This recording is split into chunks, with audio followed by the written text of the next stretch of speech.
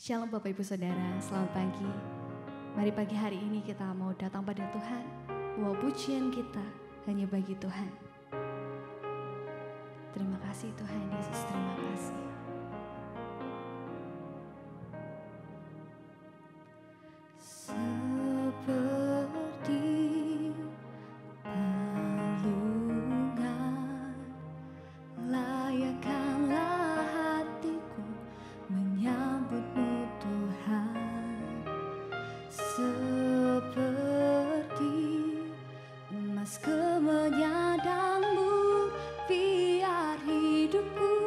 Berkenan padamu, sebab datang tak akan berarti tanpa kasih-Mu. Lahir di hatiku hanya bersama-Mu, Yesus, ku rasakan selalu. Indahnya Natal di hatiku.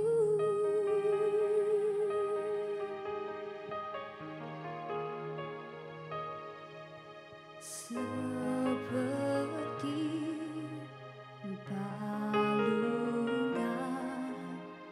layakkanlah hatiku menyambut-Mu Tuhan. Seperti emas kemenyadanmu, biar hidupku berkenan padamu. Sebab Natal tak akan berarti tanpa kasih-Mu. Lahir di hatiku hanya bersama-Mu, Yesus, ku rasakan selalu. Indahnya Natal di hatiku. Sebab Natal tak akan berarti tanpa kasih-Mu. Lahir di hatiku hanya bersama-Mu, Yesus, ku rasakan selalu. Indahnya Natal di hatiku. Sebab Natal tak akan berarti tanpa kasih-Mu. Lahir di hatiku hanya bersama-Mu, Yesus, ku rasakan selalu. Indahnya Natal di hatiku. Sebab Natal tak akan berarti tanpa kasih-Mu. Lahir di hatiku hanya bersama-Mu, Yesus, ku rasakan selalu. Indahnya Natal di hatiku. Indahnya Natal di hatiku. Indahnya Natal di hatiku.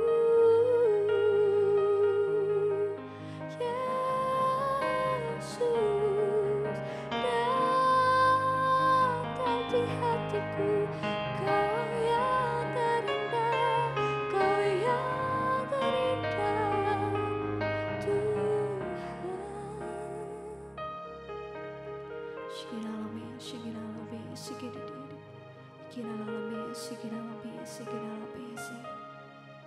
Terima kasih Tuhan Yesus, terima kasih untuk pagi yang indah ini. Sebentar Tuhan, kami mau siapkan hati kami untuk kami mendengarkan firman kebenaran akan firman Tuhan. Berkati hati kami, biar hati kami seperti tanah yang subur, supaya setiap benih yang ditabur dapat berakar kuat dalam hati kami, Tuhan Yesus. Terima kasih Tuhan Yesus, terima kasih. Kami serahkan pemberitaan firman Tuhan hanya di dalam nama-Mu. Di dalam nama Tuhan Yesus, haleluya, amin. Shalom Bapak Ibu yang dikasihi Tuhan, masih dalam tema kasih karunia mengalami janji Tuhan. Pagi ini kita mau merenungkan kisah seorang lumpuh yang ada di serambi kolam Bethesda. 38 tahun lamanya dia ada di sana untuk menanti kesembuhan. Karena pada waktu itu dipercayai bahwa sebab sewaktu-waktu turun malaikat Tuhan ke kolam itu dan menggoncangkan air itu, barang siapa yang terdahulu masuk ke dalamnya, sesudah goncangan air itu menjadi sembuh, apapun juga penyakitnya. 38 tahun bukan waktu yang singkat. Orang lumpuh ini berada di serambi kolam Bethesda. Mengapa sampai begitu lama penantiannya? Mungkin saudara bisa berkata, karena probabilitasnya sangat rendah. Ya, kalau kita berbicara tentang probabilitas, memang probabilitasnya rendah. Sebab saat air itu terguncang, hanya satu orang yang mendapat kesembuhan, yaitu yang pertama kali masuk ke dalam kolam Bethesda. Sementara yang menunggu mendapat kesembuhan itu banyak, seperti yang dikatakan di Yohanes 5 ayat 2b sampai 3a. Ada 5 serambinya, dan di serambi-serambi itu berbaring sejumlah besar orang sakit, orang-orang buta, orang-orang timpang, orang-orang lumpuh yang menantikan goncangan air kolam itu.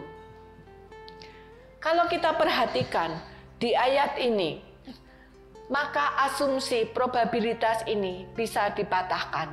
Karena pesaing untuk mendapat kesembuhan dari si lumpuh ini untuk masuk ke dalam kolam air Bethesda, mereka juga senada, masing-masing memiliki kelemahan fisik. Yang lumpuh bukan dia seorang, tetapi masih banyak juga orang-orang lumpuh yang berbaring di tepi kolam Bethesda. Belum lagi masih ada orang buta. Kalau kita berpikir secara logika, orang buta lebih kesulitan untuk masuk ke tepi kolam Bethesda daripada orang yang mengalami kelumpuhan. Saya katakan demikian karena saya meyakini bahwa orang lumpuh ini tidak mengalami kelumpuhan secara total. Nanti kita bisa pahami di ayat-ayat selanjutnya. Jika demikian, apa penyebabnya? Orang lumpuh ini tidak memiliki iman untuk sembuh. Jadi, sekalipun dia berada di tepi kolam Bethesda, yang orang lain mengatakan bahwa dia sedang menanti kesembuhan bersama-sama dengan orang sakit yang lain, tapi dia sudah hopeless. Dia tidak memiliki iman bahwa dia bisa masuk pertama kali ke kolam Bethesda dan mendapatkan kesembuhan. Hal ini bisa kita lihat dari percakapannya dengan Yesus. Ketika Yesus bertanya, "Maukah engkau sembuh?" Orang lumpuh ini tidak menjawab ya dengan antusias. Bukankah kesembuhan yang sudah dia nanti-nantikan selama 38 tahun?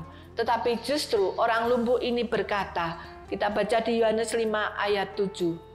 Jawab orang sakit itu kepadanya, "Tuhan, tidak ada orang yang menurunkan aku ke dalam kolam itu apabila airnya mulai goncang. Dan sementara aku menuju ke kolam itu, orang lain sudah turun mendahului aku." Kalimat ini menunjukkan posisi hati si lumpuh, bahwa dia tidak punya iman untuk mendapat kesembuhan. Dia malah mengeluh tentang kondisinya yang lumpuh dan tidak ada orang yang menolong dia, sehingga kalau air itu mulai terguncang, sementara dia menuju ke kolam itu, orang lain sudah mendahuluinya. Jadi yang pertama, saya katakan bahwa orang lumpuh ini belum mendapat kesembuhan karena dia tidak memiliki iman untuk mendapatkan kesembuhan. Yang kedua, dia dibatasi oleh logikanya. Firman Tuhan berkata di Lukas 1 ayat 37, sebab bagi Allah tidak ada yang mustahil. Allah selalu punya cara untuk menyelesaikan masalah kita. Allah selalu punya cara untuk menyelesaikan segala sesuatu. Jangan batasi penyelesaian masalahmu dengan pikiranmu. Bertanyalah kepada Tuhan apa yang harus dilakukan karena Dia punya cara untuk menyelesaikan masalahmu. Pikiran manusia terbatas, tetapi Allah tidak terbatas. Allah selalu punya cara untuk menyelesaikan masalah. Bagaimana dengan kita? Dalam kehidupan, seringkali kita seperti orang lumpuh ini. Pagi ini, saya ingin mengajak Bapak Ibu memakai kisah ini untuk introspeksi diri. Bahwa kolam Bethesda itu sebagai kolam kasih karunia Tuhan. Dan posisi kita saat ini sedang berada di tepi kolam kasih karunia Allah yang sedang menantikan kesembuhan. Apakah itu kesembuhan ekonomi, kesembuhan keluarga, baik itu hubungan suami istri, hubungan orang tua anak, ataupun kesembuhan dari segala sakit penyakit yang sedang kita alami saat ini. Bapak Ibu, saat kita sedang menanti janji Tuhan seperti yang tertulis di dalam Alkitab, bagaimana sikap Bapak Ibu di dalam menanti apa yang Bapak Ibu rindukan kepada Tuhan? Apakah Bapak Ibu punya pengharapan agar Bapak Ibu bisa menerima janji dari Tuhan, berkat dari Tuhan, seperti apa yang Bapak Ibu minta? Karena banyak orang yang berkata bahwa sekalipun dia berdoa, dia meminta kepada Tuhan, tetapi dia tidak pernah bisa meyakini bahwa doanya itu bisa dijawab oleh Tuhan. Mereka berpikir bahwa probabilitas mereka sangat rendah, mereka sangat miskin, mereka butuh modal, mereka butuh dana untuk menyelesaikan sementara tidak ada orang lain yang mau menolong. Seringkali kita berfokus kepada keadaan, tetapi kita kurang berfokus kepada Tuhan. Bapak Ibu yang dikasihi Tuhan, tadi sudah saya katakan bahwa orang lumpuh ini tidak mengalami kelumpuhan 100%. Dia bisa bergerak, sekalipun mungkin geraknya itu terbatas. Kesimpulan ini saya ambil ketika si lumpuh itu berkata kepada Yesus, apabila airnya mulai guncang dan sementara aku menuju ke kolam itu, orang lain sudah turun mendahului aku. Sementara aku menuju ke kolam itu, ini perlu kita garis bawahi. Karena kalimat ini menunjukkan bahwa orang lumpuh itu tidak lumpuh secara total. Dia masih bisa bergerak walaupun terbatas. Nah, kalau semisal Bapak Ibu, dalam satu hari dia mau bergeser atau bergerak hanya 1 cm saja, maka saya percaya dalam waktu 38 tahun, dia sudah ada di tepi kolam Bethesda. Sehingga pada saat air itu tergoncang, dia tinggal memasukkan tubuhnya atau menggulingkan tubuhnya untuk masuk ke dalam kolam Bethesda. Dan dia bisa menjadi orang yang pertama untuk mendapat kesembuhan. Mengapa hal itu tidak terjadi? Mengapa orang lumpuh ini tidak melakukan hal itu? Karena logika dia terlalu kuat. Mungkin dia bisa merasa ketakutan kalau dia menggulingkan tubuhnya masuk ke dalam kolam, sembuh atau tidak, karena dia lumpuh. Kalau dia masuk dalam air dan kemudian tenggelam, nanti dia bisa mati. Bapak Ibu, kita tidak pernah tahu apa yang menjadi pemikiran si lumpuh. Tetapi satu hal kita harus percaya, kalau kita mempercayai bahwa orang yang pertama kali masuk, maka dia akan mendapat kesembuhan. Maka saya percaya ketika air itu terguncang, dan orang lumpuh ini masuk yang pertama kali, dia akan mendapat kesembuhan. Dan dia tidak perlu takut dengan apa yang dipikirkannya. Bapak Ibu yang dikasihi Tuhan, bagaimana dengan kita? Apakah logika kita juga tanpa sadar membatasi janji Tuhan terjadi di dalam kehidupan kita? Seringkali pikiran kita menghalangi atau menunda berkat itu sampai kepada kita. Oleh karena itu Bapak Ibu, jangan pernah kita menghalangi kasih karunia Allah dalam hidup kita. Pikirkan janji Tuhan, fokuslah pada janji Tuhan, dan jangan pernah menyia-nyiakan kesempatan berkat yang sudah Tuhan berikan di dalam kehidupan kita. Ketika Tuhan bertanya kepada kita, maukah engkau sembuh? Seharusnya kita menjawab pertanyaan itu dengan antusias. Kita menjawab pertanyaan itu dengan iman bahwa yes, Tuhan sudah menyembuhkan aku, waktunya sudah tiba. Bukan pikiran kita lagi yang menjawab daripada pertanyaan Yesus, sehingga kita berkata bahwa orang lain tidak ada yang mau menolong aku. Bapak Ibu yang dikasihi Tuhan, mungkin renungan pagi hari ini sangat singkat, tetapi bersikaplah kooperatif dengan Tuhan. Jangan biarkan iman kita dibatasi oleh logika, tetapi kita mau percaya penuh kepada Tuhan. Dan sekalipun saat kita belum memiliki iman secara utuh, hati kita masih galau dengan kasih karunia yang Tuhan berikan dalam hidup kita. Mari kita tetap tinggal di dalam kasih karunia Allah. Tetap berdiamlah di situ. Jangan pernah meninggalkan kasih karunia Allah. Seperti yang dialami oleh si lumpuh. Ketika pikirannya mengatakan tidak mungkin dia mendapat kesembuhan. Tetapi kasih karunia Allah turun. Yesus yang menghampiri orang lumpuh ini dan berkata, maukah engkau sembuh? Dan kesembuhan itu boleh diterima oleh si lumpuh. Mari Bapak Ibu yang dikasihi Tuhan, pagi hari ini kita bersama-sama berdoa, kita merenungkan kebenaran firman Tuhan pada pagi hari ini. Bapa di surga, Engkau melihat anak-anak-Mu yang hari ini berada di tepi kolam kasih karunia-Mu Tuhan.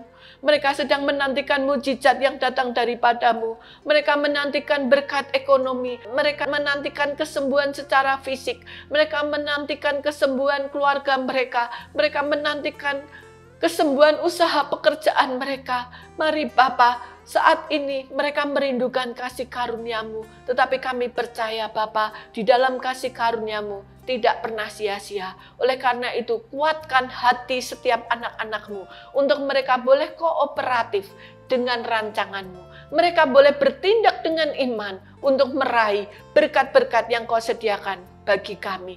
Dan kalau pagi hari ini Engkau menjumpai ada anak-anak-Mu yang sedang galau, mereka tidak yakin dengan apa yang mereka minta, mereka tidak yakin bahwa Engkau sanggup menjawab kebutuhan mereka. Mari Bapa, Engkau hampiri secara pribadi. Seperti si lumpuh ini Bapa, di dalam kasih karunia-Mu, sekalipun secara logika, si lumpuh ini mengatakan, tidak mungkin, itu sesuatu yang mustahil, tetapi jamahan-Mu menyembuhkan si lumpuh ini. Terima kasih Bapa, hampiri setiap anak-anak-Mu pagi hari ini, di dalam kasih karunia-Mu, dan di dalam nama Tuhan Yesus, berkat-Mu pagi hari ini turun secara limpah. Di dalam nama Yesus kami bersyukur kepada-Mu. Haleluya, amin.